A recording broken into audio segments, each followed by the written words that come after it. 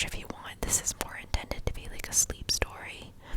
So, honestly, yes, I recommend closing your eyes and just laying there. And anyway, I don't know if I'll have extra time or not, or if I'll finish even, but I'll try my best. Okay, here we go. So, Chapter 1.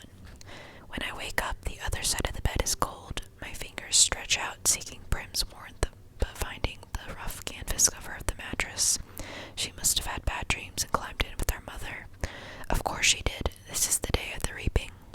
I brought myself up on one elbow.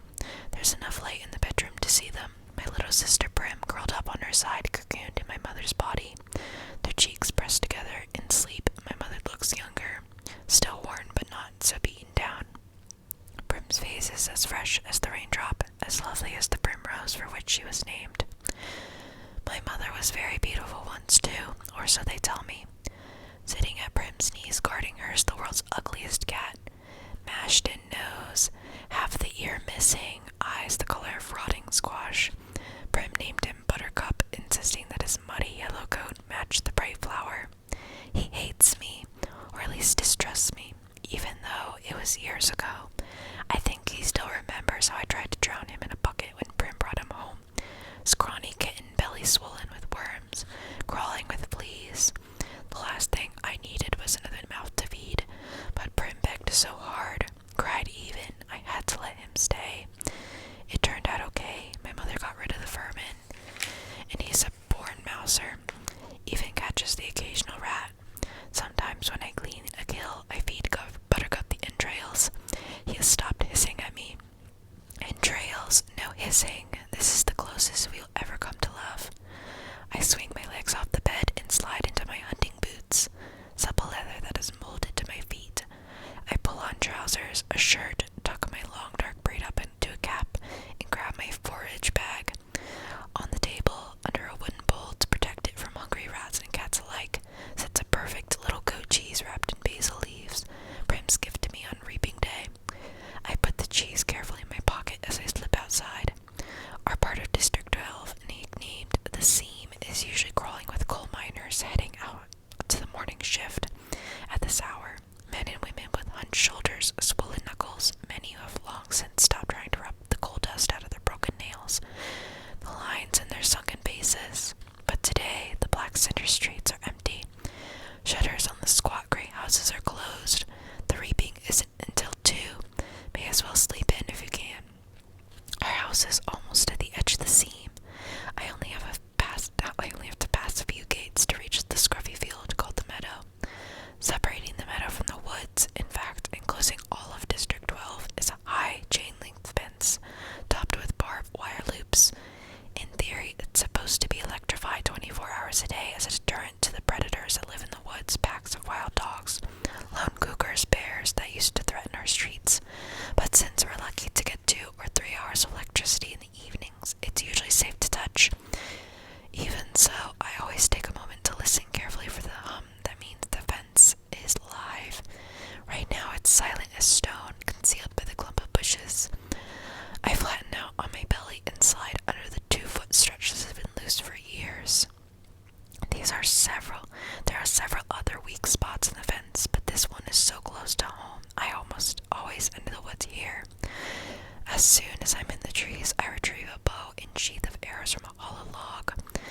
Electrified or not, the fence has been successful at keeping the flesh eaters out of District 12.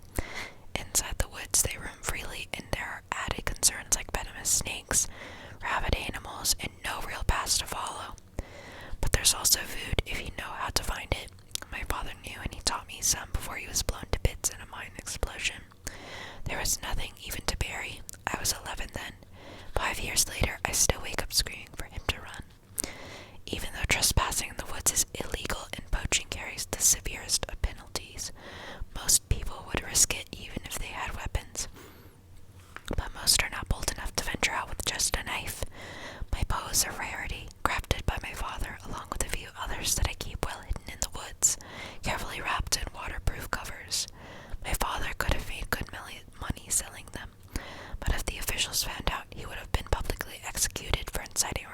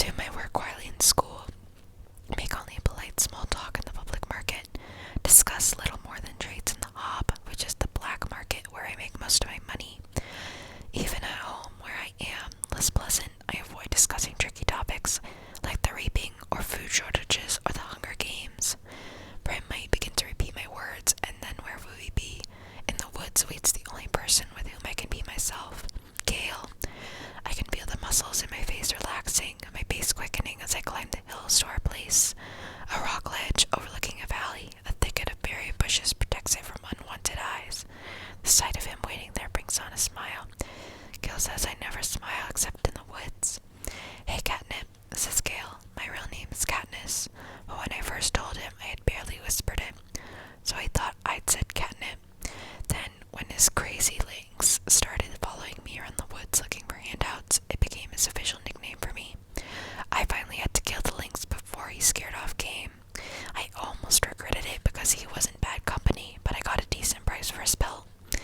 Look what a shot! Gail holds up a loaf of bread with an arrow stuck in it, and I laugh.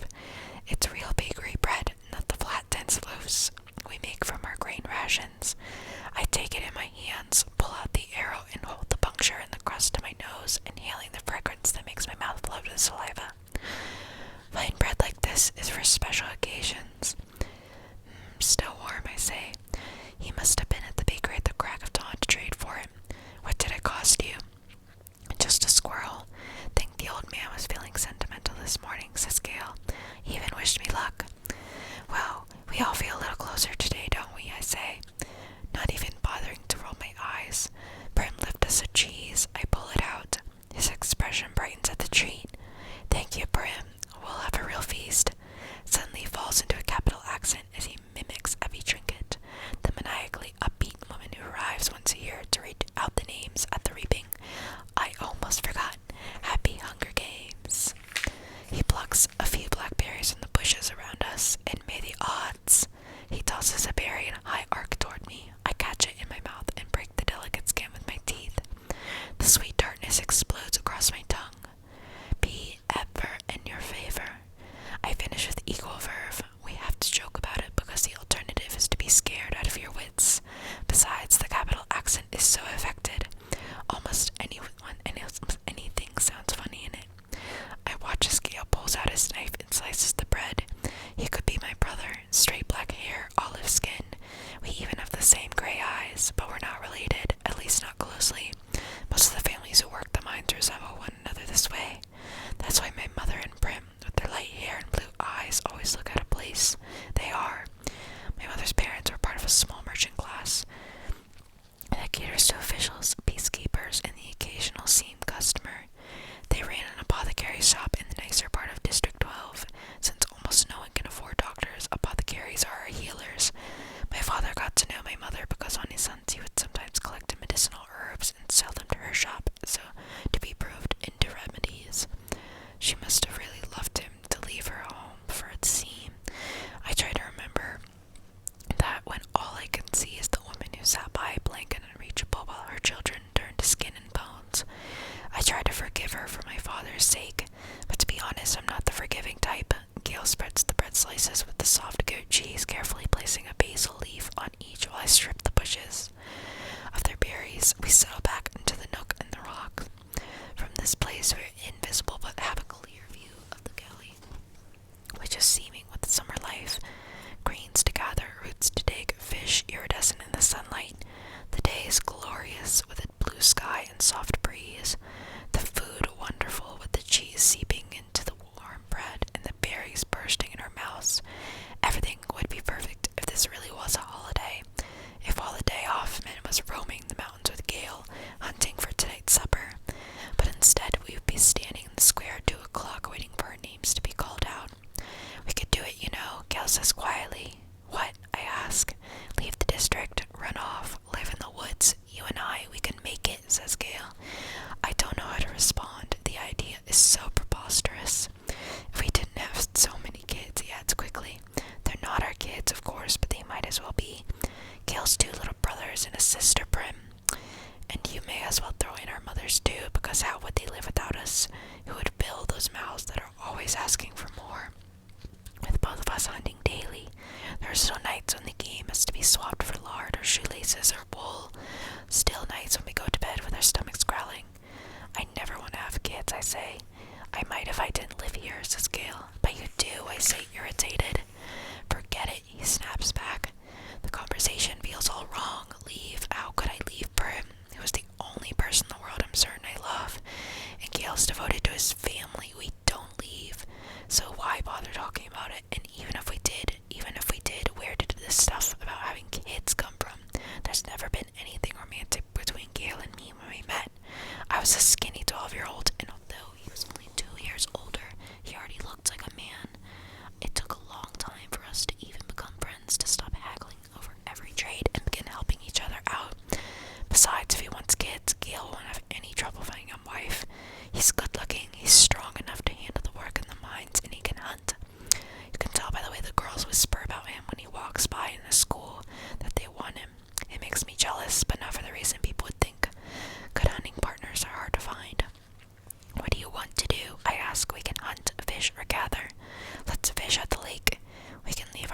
animals and gather in the woods.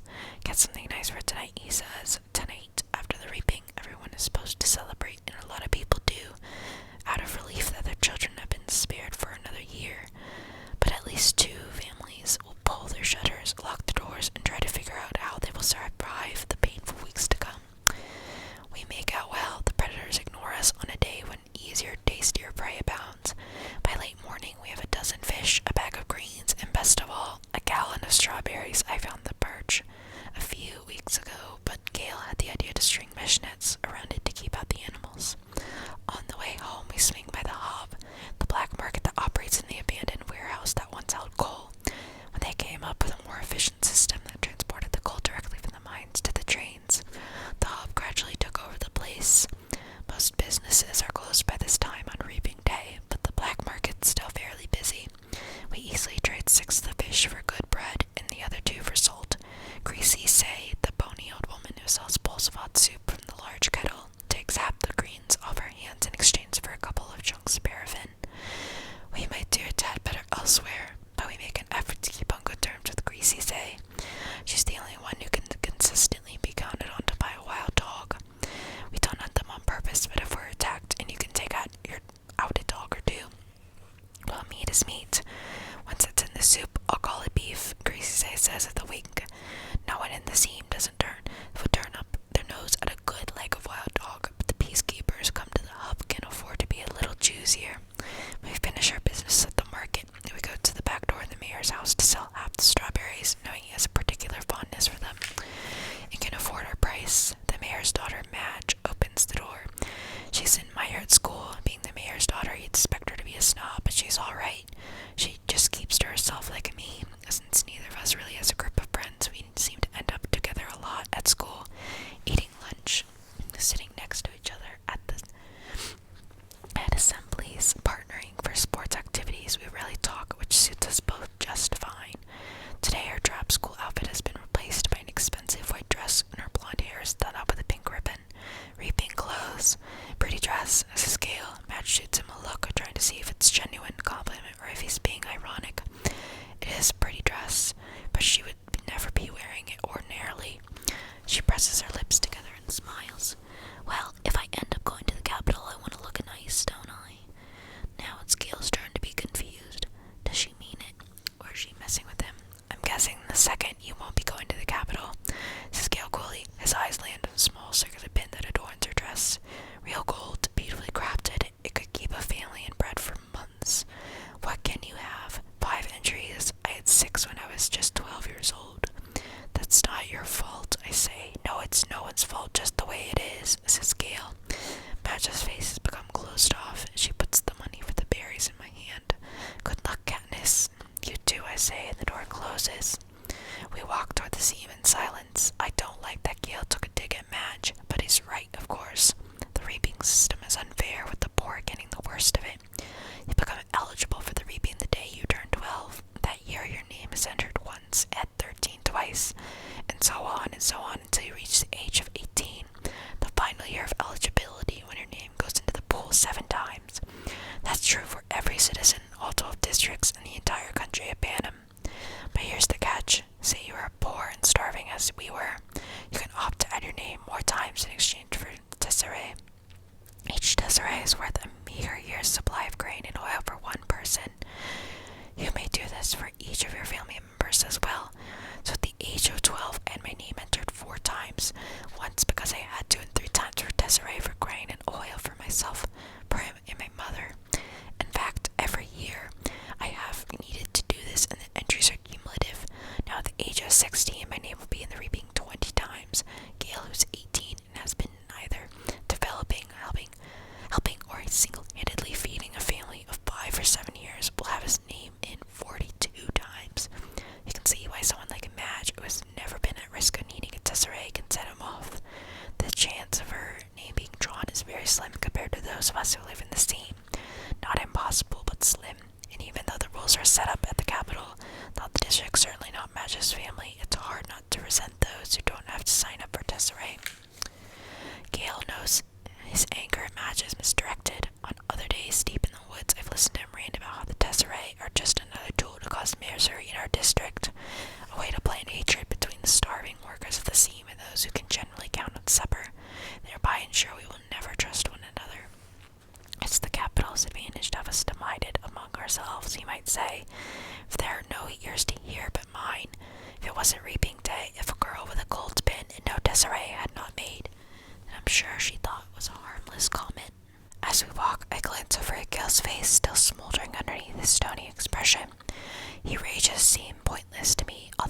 say so.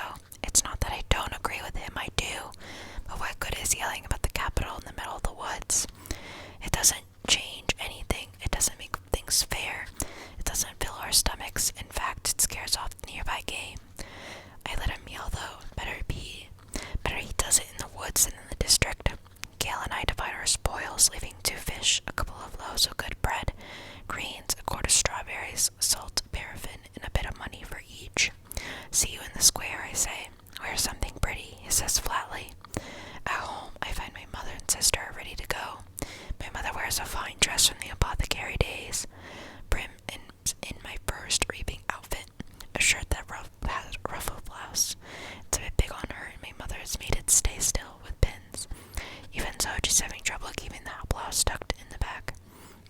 A tub of warm water waits for me. I scrub off the dirt and sweat from the woods and even wash my hair. To my surprise, my mother has laid out one of her own lovely dresses for me, a soft blue thing with matching shoes. Are you sure? I ask. I'm trying to get past rejecting offers to help from her. For a while, I was so angry I wouldn't allow her to do anything for me. And this is something special. Her clothes from her past are very precious to her. Of course, let's put your hair up too, she says. I let her towel dry it and braid it up on my head. I can hardly recognize myself in the cracked mirror that leans against the wall. You look beautiful, says Brim in a hushed voice.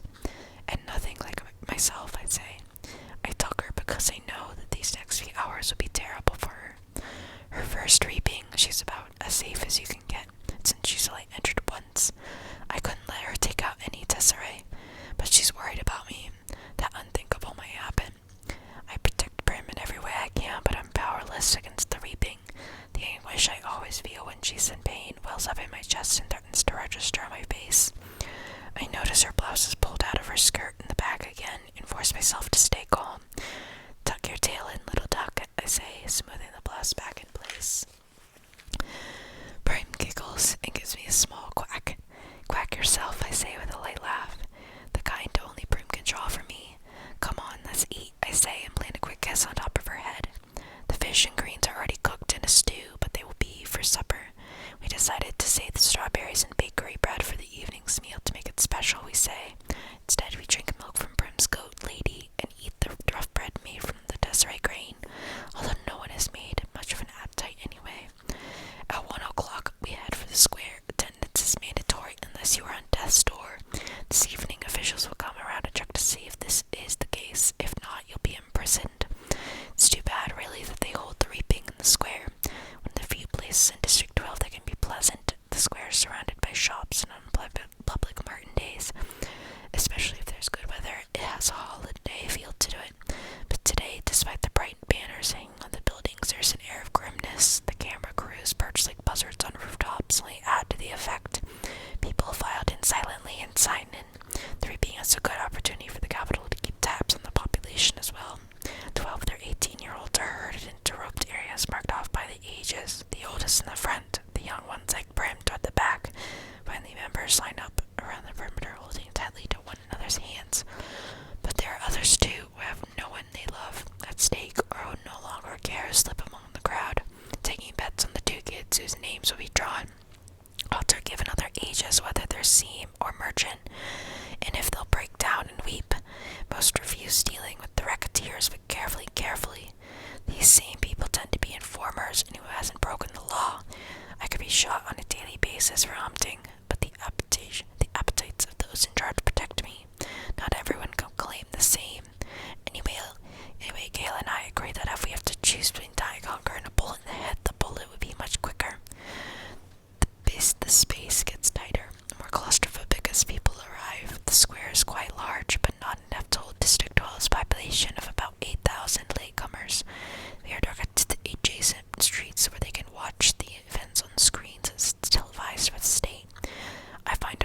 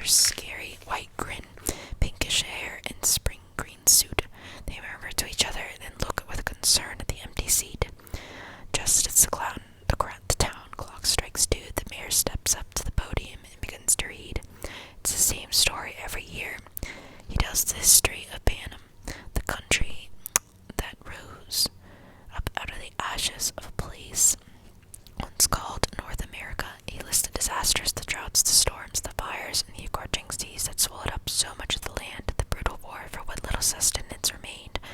The result was Panem, a shining capital, ringed by 13 districts. They brought peace and prosperity to its citizens. They came in the dark days, the uprising of the districts against the capital. 12 were defeated, the 13th obliterated. The treaty of treason gave us the new laws to guarantee peace, and as our yearly reminder that the dark days must never be repeated, it gave us the Hunger Games.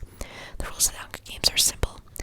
In punishment for uprising, each of the 12 districts must provide one girl and one boy. We called 12 tributes to participate. The 24 tributes will be imprisoned in a vast outdoor arena that could hold anything from burning desert to a frozen wasteland.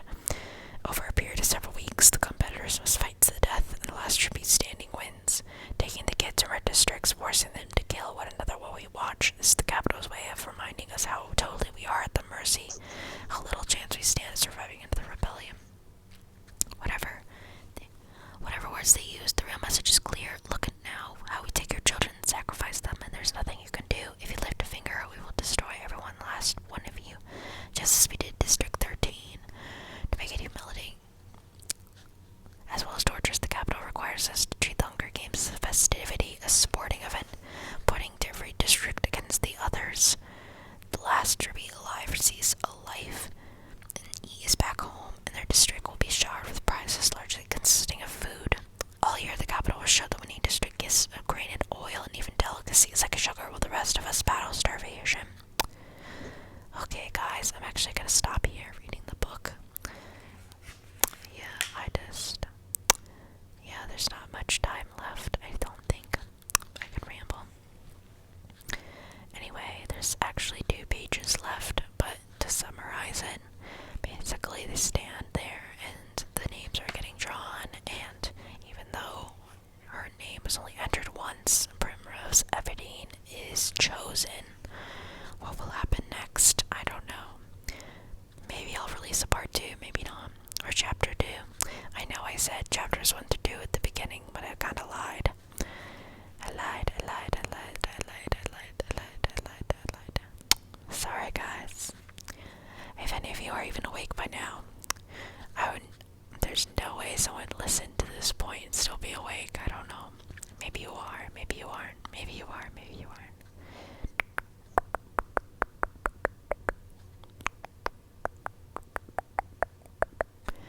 Sliding down the slide, sliding down the slide, sliding down the slide, sliding down the slide, sliding down the slide, sliding down the slide, sliding down the slide, sliding down the slide, sliding down the slide, sliding down the slide, sliding down the slide, sliding down the slide, sliding down the slide, sliding down the slide, jumping up, jumping up, jumping up, jumping up, jump, jump, jump, jump, jump, jump, jump, jump, jumping up, jumping up, jumping up, jumping up, jump, jump, jump, jumping up, jumping, falling, falling, falling, falling, free falling, falling, falling, falling, falling, falling, falling, falling, falling, falling.